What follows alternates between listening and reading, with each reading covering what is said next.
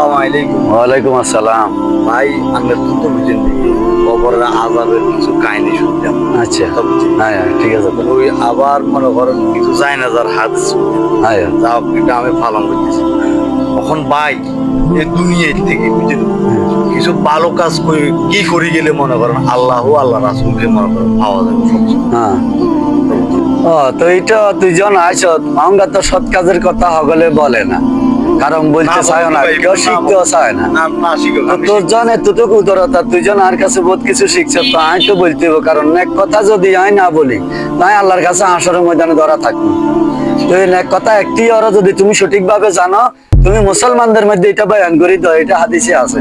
তাই এখন তোর কইতে হর, তো কইতে হমো যে ঘন্টা দুনিয়ার 4টা কাজ যদি তুই করি যাইতি হারস, তাহলে কিয়ামত পর্যন্ত তোর কবরে সওয়াব যাইতে থাকবো, যাইতে থাকবো। কাজের কথা না। হ্যাঁ, এই 4টা কাজে সওয়াব যাইতে থাকবো।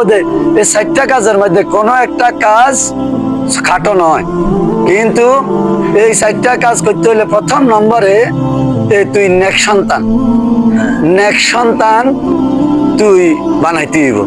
আল্লাহ তোর অজ্ঞা সন্তান দিছে, তুই এখন ইংলিশ মিডিয়া কলেজে হরা ইয়া খারাই গোসাপ করে। এখন তুই যদি এ লাইনে না দিয়া যদি আল্লাহর রাস্তায় দেশ, আল্লাহর কোরআনে হাফেজ বানাস এবং মুফতি মুহাদ্দিস বানাস, তুই ইগা যতদিন কিয়ামত পর্যন্ত যতদিন বাঁচি থাকবো, ইগা হাজারো হাফেজ জন্ম দিব।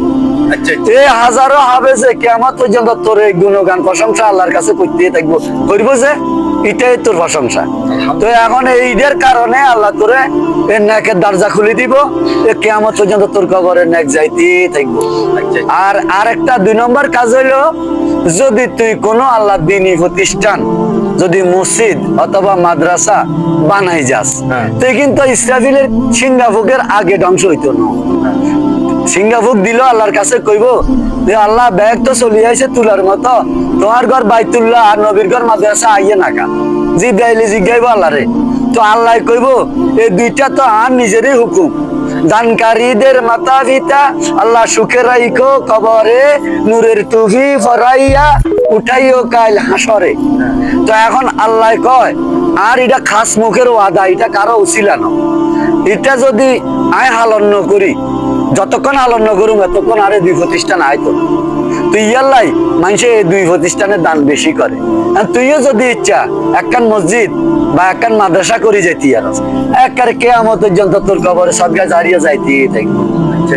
আর একখান কথা হইলো কোনটা, সে মনে কর তুই এই রাস্তার পাশে একখান কল বইয়ে তুই সব, এখন যত মানুষ এ দুনিয়া তুই মরি যাবি, কলিয়ে মরি যাবি না, এনে একজনে ঠিক না করলে আরেকজনে করবো।